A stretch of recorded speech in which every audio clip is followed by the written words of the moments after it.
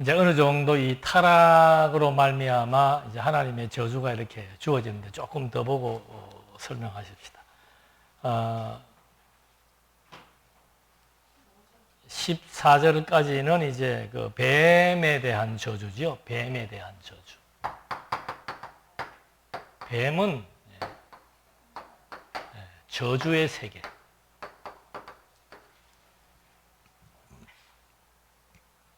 그 다음에 여자와 원수가 되게 한다.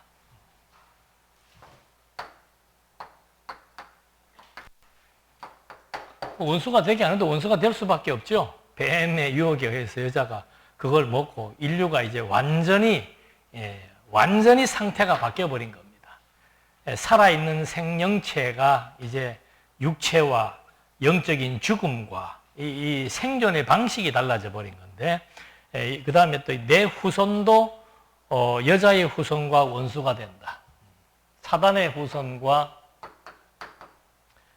여자의 후손과 원수가 되는데, 그 여자가 낳은 그 아들이 결국은 이제 나중에 사단의 머리를 상하게 하고 승리하게 된다.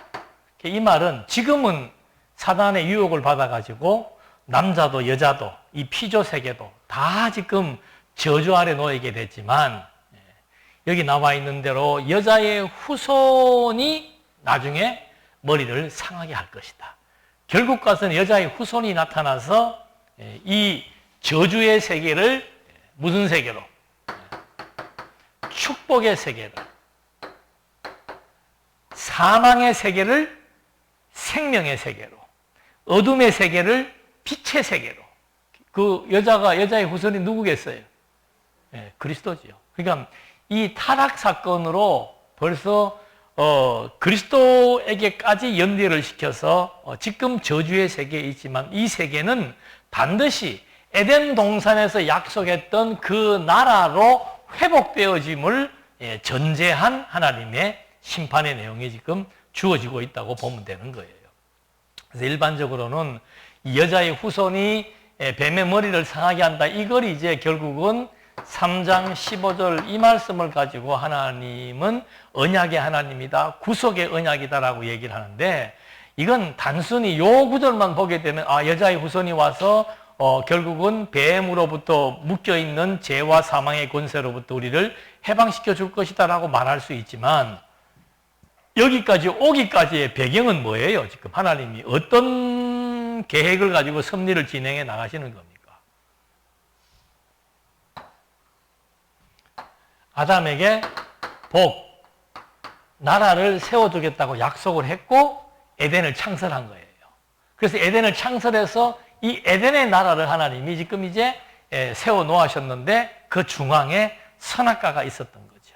그 선악과로 말미암아, 그러니까 이제 하나 보면 여기서는 아담과 하와가 둘이 한 몸이 되어서 생육 번성할 것이다. 그래서 큰 국민을 형성하게 될 것이고, 그 다음에 강물이 땅을 두르는 아주 비옥한 토지를 결국은 경작한다, 지배한다, 정복한다 될 것이고, 그리고 모든 생물의 이름을 지음으로 말미암아 다스림의 권세가 있음을 보여줍니다. 그러니까 에덴 나라에서의 나라의 3요소는 뭔가? 생육번성이라고 하는 것도 그냥 생육번성이 아니고 생명체의 생육번성입니다. 그 다음에 땅도 강이 땅을 흡족하게 둘러서 그 땅을 경작해 나갈 수 있는 땅 정복에 대한 얘기. 그 다음에 여기서는 뭐예요? 모든 생물의 이름을 짓는, 모든 생물의 이름을 지었다는 것은 어떤 의미입니까? 모든 생물을 다스리는 그런 권세가 있다는 거예요. 그래서 생육하고 번성하고 땅을 정복하고 다스리라고 했던 아담에게 준 그 복 나라가 하나님이 에덴 동산을 만들어서 이 사람을 데리고 에덴으로 와서 에덴에서 나라를 이제 창설해 나가는 역사를 시작하려고 이제 스타트를 했는데, 결국은 이제 뱀과 여자와 남자가 등장을 하면서 이 나라가 새로운 국면을 맞이하게 된 거예요. 이 나라가 완전히 없어지는 건가? 아니면 어떤 또 다른 형식의 나라가 생기는 건가? 이게 결국은 연결성이죠. 하나님이 아담에게 나라를 세워주겠다고 약속했던 그 약속이 아담의 타락으로 말미암아 끝났는가? 아니면 어떤 방식으로 다시 또 계속해서 연속성을 가지고 나라가 세워져 가고 있는가? 반드시 세워져 가야 되지요. 그래야 하나님은 여호와 하나님입니다.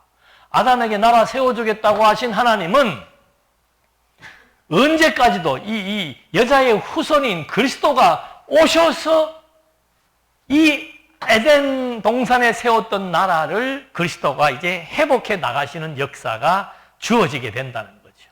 그러려면 이 중간에 뭐가 없는 것이 아니고 반드시 다른 형식으로 나라가 세워지는 거예요. 그래서 이제 맨 마지막에 보면 여기 있는 아담을 어떻게 해요? 이 밖으로 끌어내는 장소가 바뀌는 겁니다. 에덴의 나라에서 이제는 그냥 세상의 세계로 들어오는 겁니다. 근데 그 세상의 세계가 뭐가 덮인 거예요? 저주가 덮여버리고 사단이 그냥 삼킬 자를 찾기 위해서 막 죽이려고 이 저주, 사단의 역사는 저주, 죽음, 죄악 이거거든요. 인간을 저주 아래 죄악으로 고통으로 이게 지금 사단의 역사라 이 말입니다. 이런 이제 배경 속에서 하나님이 두 번째 여자에게 내린 형벌은 그 얘기예요. 원수가 되게 하는데 결국은 지금은 사단이 이런 형세를 가지고 있지만 나중에 여자의 후손에 의해서 사단은 굴복된다. 근데 참 묘한 것도 예수님이 이 땅에 오셔가지고 제일 처음 받는 시험이 뭐예요? 광야에서 누구한테? 사단한테 시험 받잖아요. 근데 첫 아담은 그 사단의 시험에 굴복당했지만 둘째 아담 그리스도는 사단이 요구하는 세 가지 시험 전체를 다 물리치고 광야를 떠나 나오시고 결국은 그 사단 귀신 들린 거 마귀들이 전부 예수를 하나님의 아들 여자의 후손이라고 증거하는 그런 역사가 와서 예수님이 오셔서 회개하라 내가 이제 천국 하나님의 나라 이 에덴의 나라를 하나님 그리스도가 세우겠다고 얘기를 하는 거죠. 그래서 그리스도가 오셔서 하시는 일도 제일 먼저 하시는 일이 뭔가 하면 이 범죄로 말미암아 결국은 흙으로 돌아가게 되고 육신적인 것도 죽지만 더 중요한 것은 영적인 사망을 했다는 거예요. 그래서 예수님이 오셔서 다시 죽은 생명을 살리는 작업부터 하시는 거예요. 그게 생명 소생의 역사입니다. 죄와 사망, 사단 권세 아래서 죄와 사망에 처해 있던 하나님의 권속들을 여자의 후손 하나님의 아들 그리스도가 오셔서 제일 먼저 해야 될 일은 뭔가? 바로 의와 생명을 얻게 한다는 거예요. 죄의 몸은 인간이 갑옷을 입어도 가려지지 않는 죄인은 죄인이에요. 그래서 하나님이 의인이라고 선포하는 게 왜 중요한가?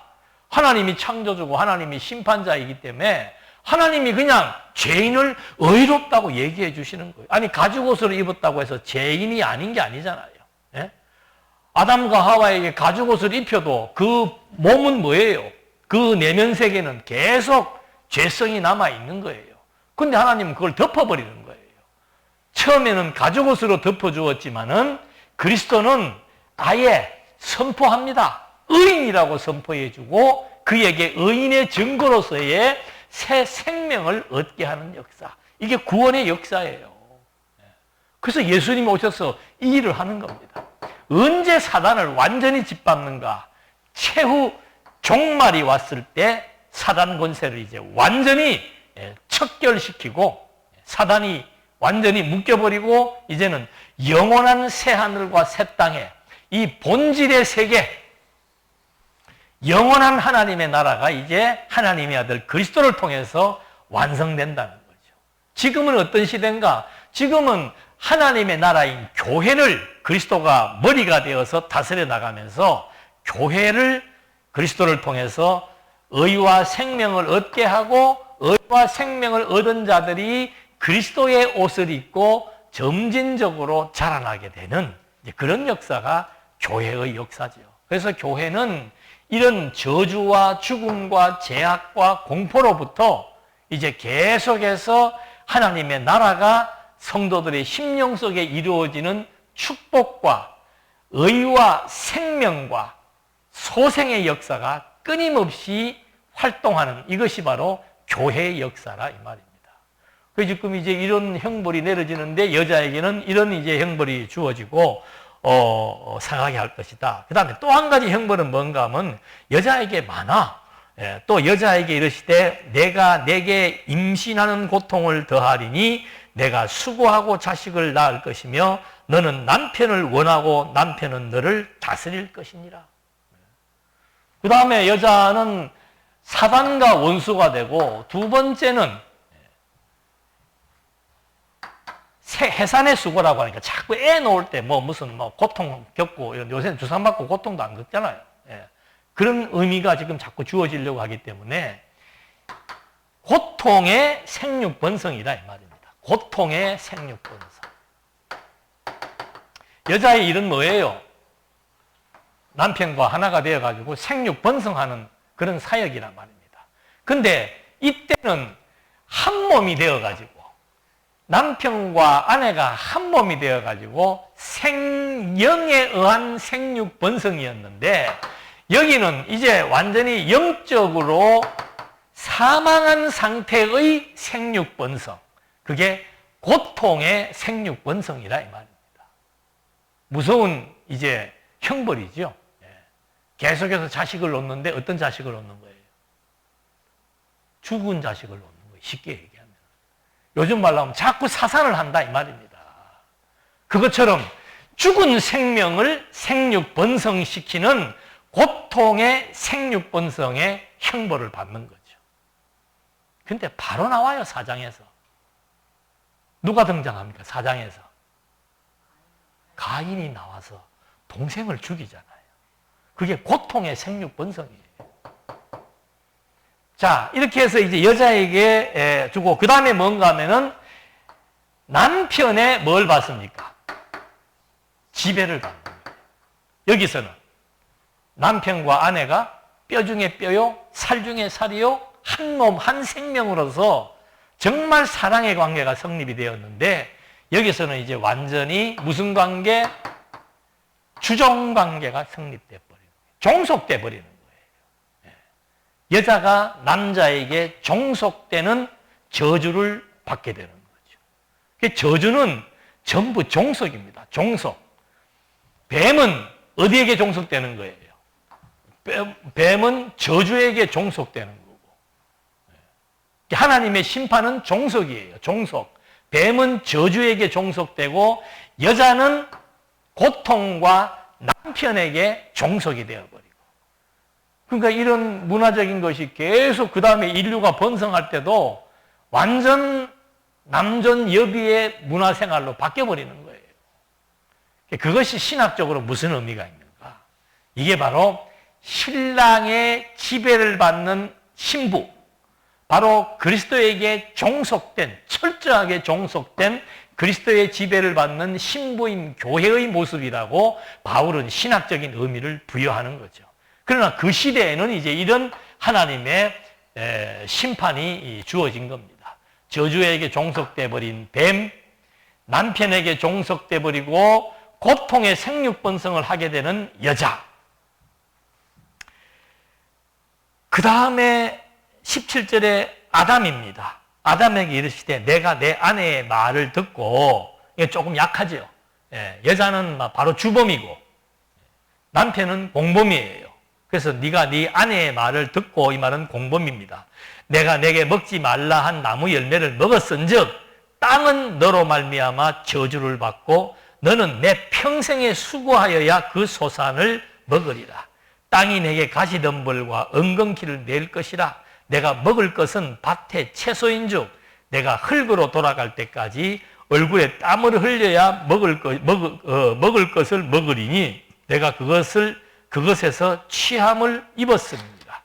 너는 흙이니 흙으로 돌아갈 것이니라 하시니라. 그러니까 남자에게 내려지는 것은 뭔가 하면은 땅이 저주를 받는 거예요.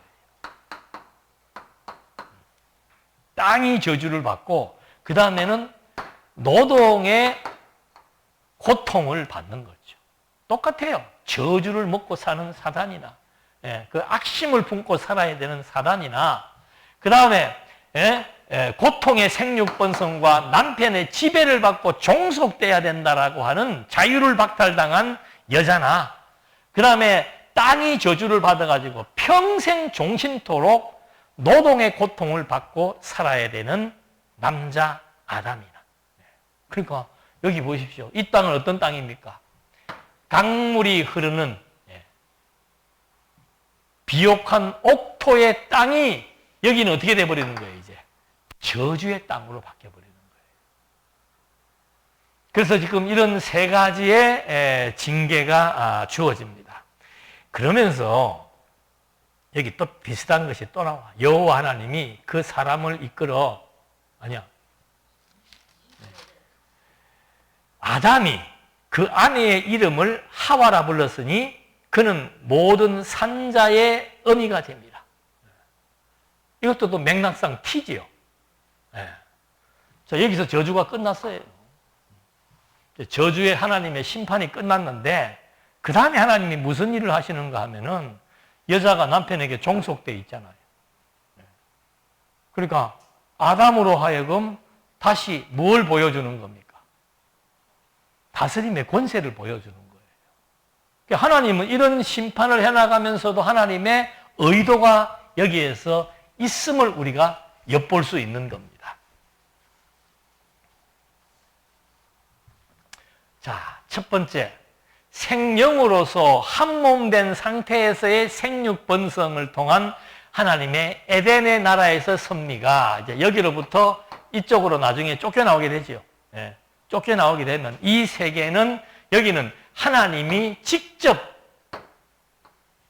다스렸던 그런 에덴이라면은 여기는 하나님께서 누구를 통해서 이제 사단의 저주를 통해서 다스려 나가시는 나라가 세워진다 이 말입니다. 그 나라가 바뀌어버린 거예요.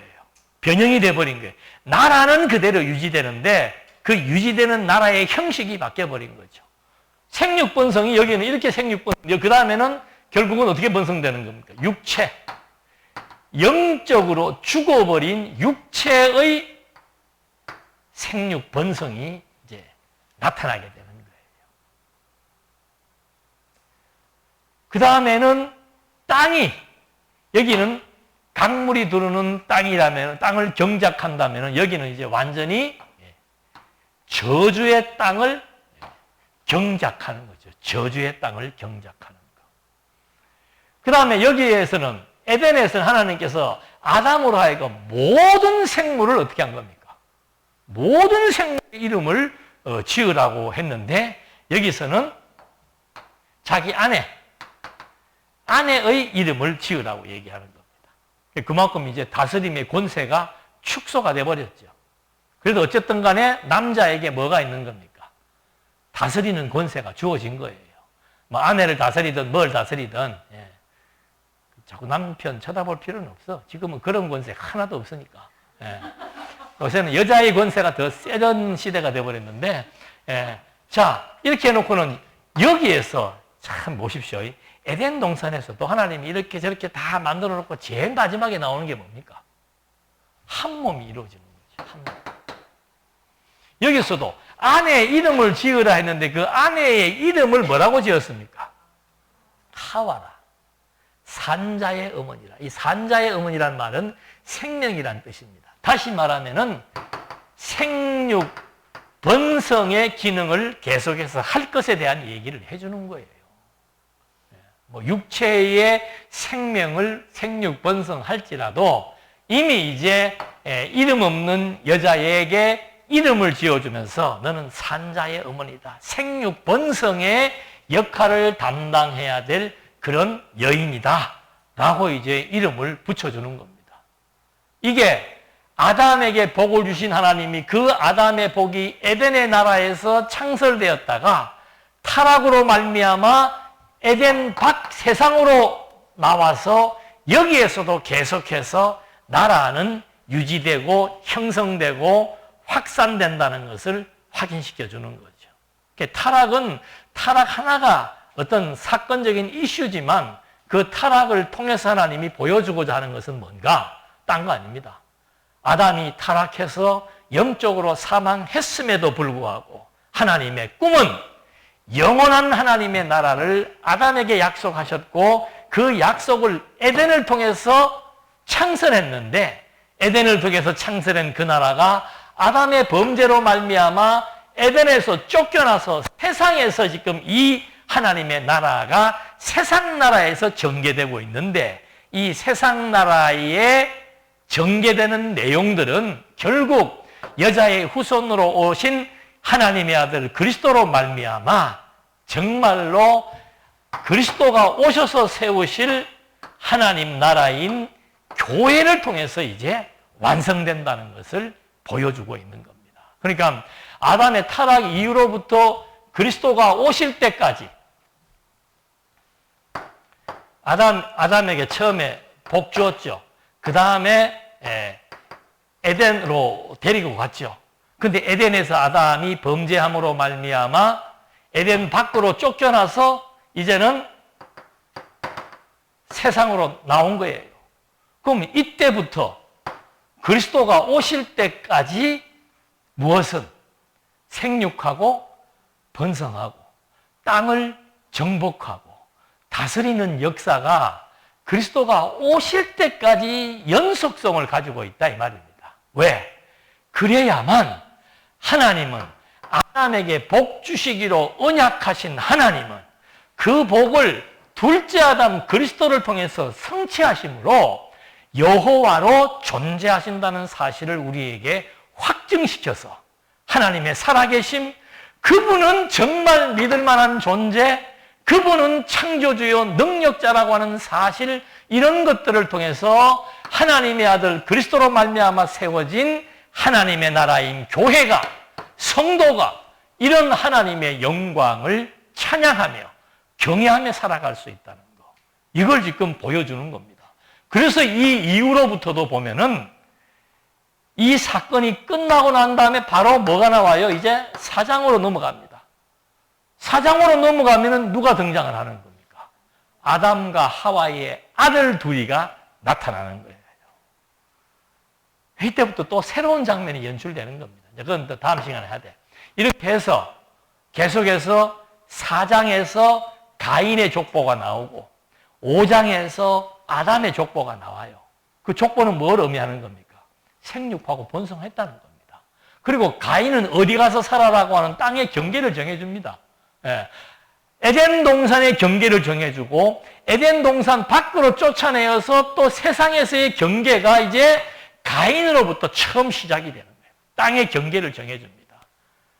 그 다음에 6장으로 넘어오면 이제 인류가 확산이 되고 생육 번성이 되고 온 인류들이 여기저기 흩어지면서 경계를 하고 살다가 노아 시대에 와서 하나님이 한번 이 인류를 또 심판해서 다 쓸어버리고 창세기 9장에서 또 아담에게 세웠던 것과 똑같은 약속의 내용, 나라가 세워진다고 약속을 합니다. 그래서 세 아들이 지역으로 그 땅을 정복하는 거죠. 지역을 나누어 가면서 생육하고 번성하게 했다가 그 혈통, 셈의 혈통에서 누가 와요? 아브라함이 온다 이 말입니다. 그리고 아브라함을 하나님이 또 불러서 이제는 아예 국호를 정해줍니다. 이스라엘이라고.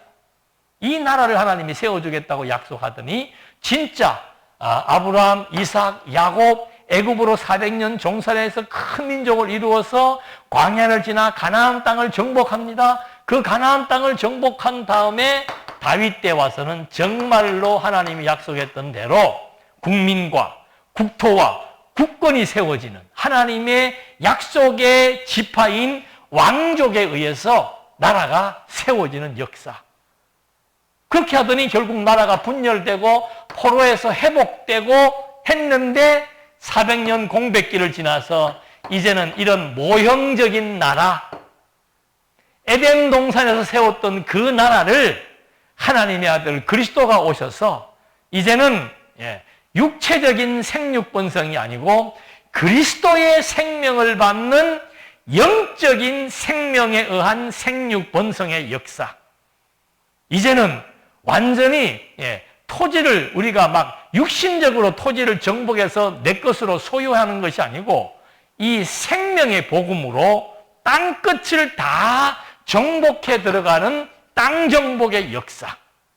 그리고 우주와 만물과 교회의 머리 되신 그리스도가 교회뿐만이 아니고 온 세계를 다 지배하며 다스려 나가시는 진짜로 하나님 나라의 역사가 우리가 살아가는 이 시대에 지금 그대로 펼쳐지고 있다라고 하는 거.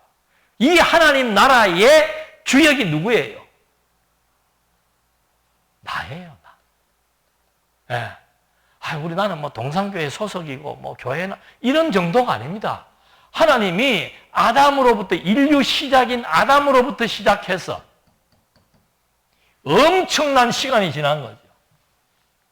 그리고는 그리스도로 말미암아 또 2000년 세월이 지나오면서 이 전 세계가 하나님의 나라를 중심으로 전개해 나가시는 하나님의 승리의 역사의 중심에는 하나님 나라의 백성, 크게는 백성이고 크게는 교회라고 하지만 작은 단위는 바로 누군가? 하나님의 아들, 하나님의 자녀, 나라 이 말입니다.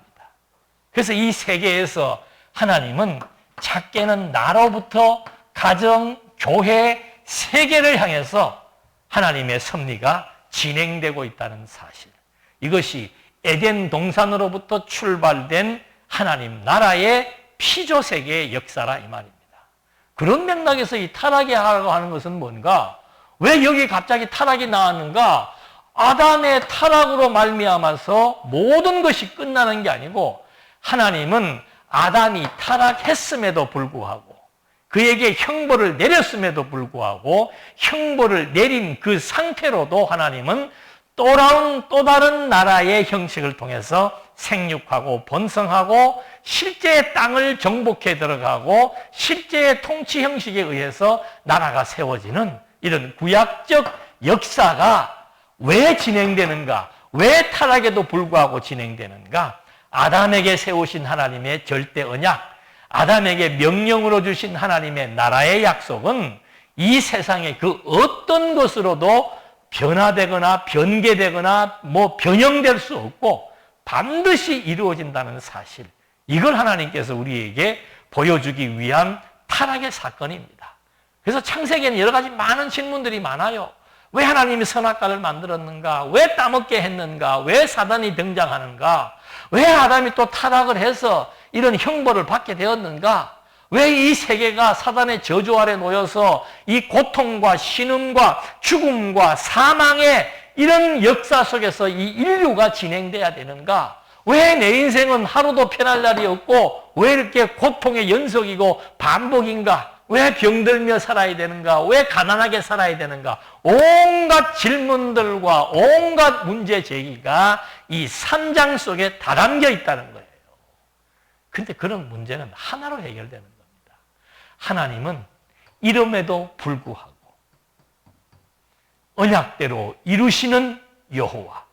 그래서 아담이 타락했을 때 여자의 후손이 네 머리를 상하게 할 것이라고 하는 예언을 해주심으로 이미 에덴 동산에서 벌써 오실 그리스도에 대한 약속을 하시고 미리 그 약속을 예견해 나가시면서 역사가 진행된다라고 하는 것. 조금 더 읽겠습니다.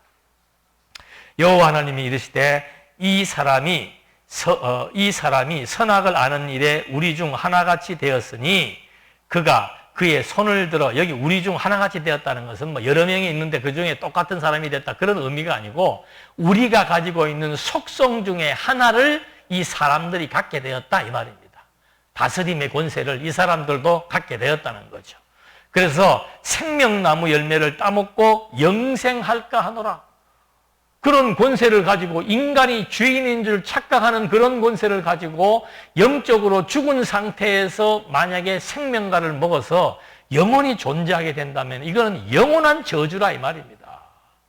육체라고 하는 것 자체가 고달픈 거 아니에요. 육체가. 왜? 육체에 소욕이 있기 때문에. 육체에 탐욕이 있기 때문에. 그리고 인간은 안 되는 일을 끊임없이 하려고 하는 신이 되고자 하는 어리석음 때문에 이건 완전히 저주예요. 이 저주의 상태에서 영생과를 먹는다? 영원한 저주를 받는다는 거죠. 그래서 하나님께서 여호와 하나님이 23절 에덴 동산에서 그를 내보내어 그의 근원이 된 땅을 갈게 하십니다. 사람이 어디에서 온 거예요? 흙에서 온 거예요. 땅이라고 하는 것은 굉장히 하나님에게 의미심장한 겁니다. 모든 피조물들을 만든 요소가 되는 것이고 땅 자체가 생명, 하나님이 만든 생명체들을 생존하게 하는 에너지의 원이 그 속에다 담겨져 있는데 그런 땅을 하나님이 저주를 해버렸다라고 하는 것은 그 땅에서 좋은 것이 그냥 나오지 않는다는 거죠. 이미 다 독이 되어 있는 거예요. 그래서 우리 음식물들이 다 독이에요. 독. 예. 에덴 동산은 막 아무거나 먹어도 되지만 지금은 뭐 아무리 좋은 거 찾아 먹어봤댔자 이미 그 속에는 독이 있고 또 우리 몸속에는 또 그 독을 방어하는 또 그런 기능들이 있어서 뭐 서로 버티면서 살아가고 있는데 하여튼 하나님께서 그렇게 해놓아서 근원이 된 땅을 갈게 하시면서 이같이 하나님이 그 사람을 쫓아내시고 에덴 동산 동쪽에 그룹들과 두루도는 불칼을 두어 생명나무의 길을 지키게 하십니다. 지금도 이 에덴 동산은 어떻게 다른 하나님께서 지키게 했다는 거예요. 불로 말미암아, 화염 불로 말미암아 접근을 못하도록 해서 지키게 했다는 거죠. 그래서 이 생명나무가 이제 요한 계시록에 보면은 생명나무가 나옵니다. 그걸 무슨 신천지에서는 또 그 사람이 생명나무라고 그래가지고 뭐 얘기를 하는데 이건 지금도 이거는 다 보호하고 있는 겁니다. 그래서 마지막 여자의 후손이 사단의 머리를 짓밟을 시대가 되면은 이제 그때 이 모든 사단의 저주가 끝이 나게 되고 생명나무의 열매를 먹어서 우리가 영원한 생명을 누리며 영원한 하나님의 나라에서의 백성으로 존재하게 된다는 사실들을 확인하게 된 겁니다. 그래서 이 창세기 3장은 참 많은 부분들이 어려운 부분들이 많고 난해한 부분들이 많지만 타락이라고 하는 것은 뭐 대부분의 신학자들은 타락에 대해서 부정적으로 얘기를 합니다만은 성경은 하나님께서 이미 다 그런 요소들을 만들어 놓고 이런 타락 사건이 주는 의미 이건 하나님의 존재 확증의 방식입니다. 이런 타락으로 말미암아 인간이 이런 형벌을 받았지만 하나님은 계속해서 그들을 보호해서 또 하나님의 약속대로 이 세 가지의 약속이 이루어지는 나라의 역사가 이제는 세계마다 나라 없는 게 어디게 나라마다 경계가 있고 나라마다 국민이 있고 나라마다 법이 있고 그래서 이 나라를 통한 하나님의 계시 역사가 이제 그리스도를 통해서는 교회를 통한 역사로 전개되고 있음에 오늘 우리가 교인으로서 교회로서 그리스도의 지체로서 존재한다는 것이 정말 의미 있고 가치 있다라고 하는 사실. 그래서 이 타락은 나라 사역의 단절이 아니고 도리어 타락은 나라 사역을 또 다른 형식으로 전개하고 있다는 것. 타락은 둘째 아담 그리스도에 대한 약속을 하고 있다는 겁니다.